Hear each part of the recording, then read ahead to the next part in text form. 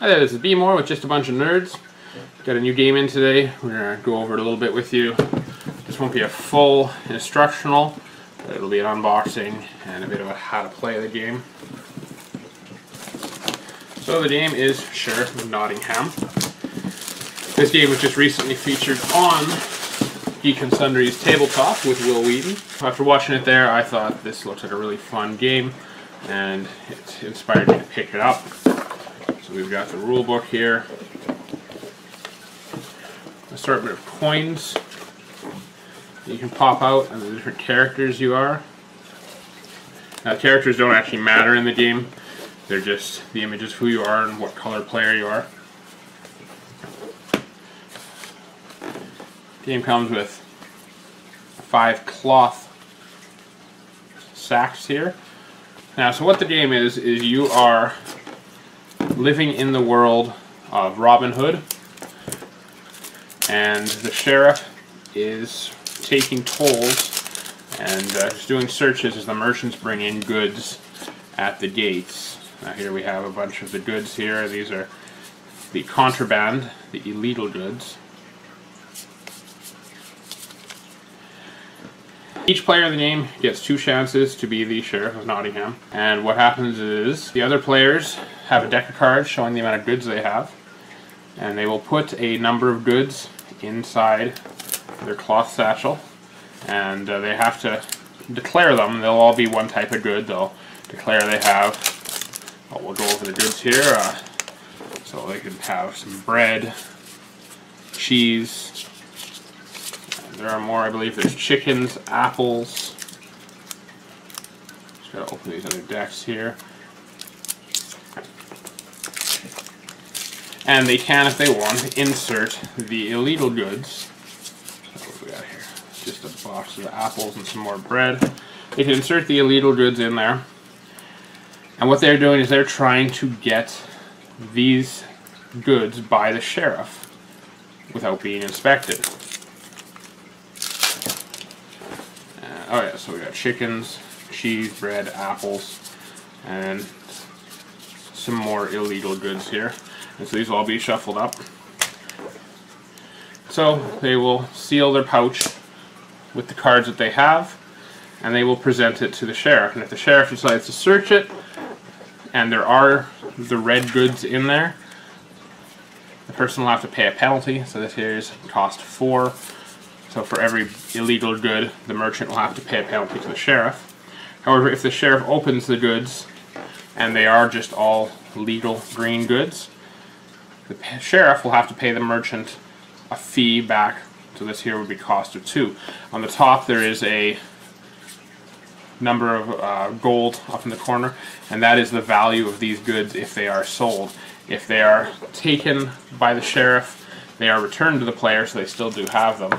And so the same would be on top here. This 6 shows the value of the contraband that they could be bringing through. Now the merchants also have their assortment of money with them, and they do have the option of bribing the sheriff to not look at their goods. So perhaps this person here submitted something and they put 3 copper coins on there, and this is a bribe to have the sheriff not look at their goods. And so the sheriff has a couple options. They can take the money and let the goods go through, so this adds to their coin purse. They can reject the money and choose to search the bag. And the third thing they can do is they can try to get more money out of the player. In the end, they still have only one of those 2 decisions, but it is a choice that they can try to add more, or the player can add more money to their bribe to try to get it to go through. The amount of goods that you got through, both legal and illegal, plus the money you still have in hand, and any bonuses you get for being the king or queen of a certain type of good, and will equal to the number of points that you will get, and of course the highest point value is the winner. So when I say king or queen, there's a little table on the bottom here, and for the 4 different legal goods, so whoever got the most apples through would get the king's bonus of 20, and the second most apples get the queen's bonus of 10. Cheese 15 and 10, bread 15 and 10, chickens 10 and 5. So you'd add that up along with the value of the illegal goods you have and the value of the legal goods you did get through, and of course any money you do have left over in your hand. And adding all that up, you determine who is the winner of this game. I am excited to get this game out. I like games that have interaction, and based on what I've seen, this game has a lot of interaction in it. It's not a game of just sitting there and taking your turn and then letting someone else take their turn. You've got to communicate with your fellow players. You can try to get them removed, offer bribes, point out facts that maybe they're not bribing or they have a history of bringing stuff through. Anything to try to get the advantage in this game. The game plays 3 to 5 players. If you're playing 3 players, each person gets 3 chances of being the sheriff, so it would be a 9-round game. And if you're playing 4 players, it would be 8 rounds, and 5 players would be 10 rounds.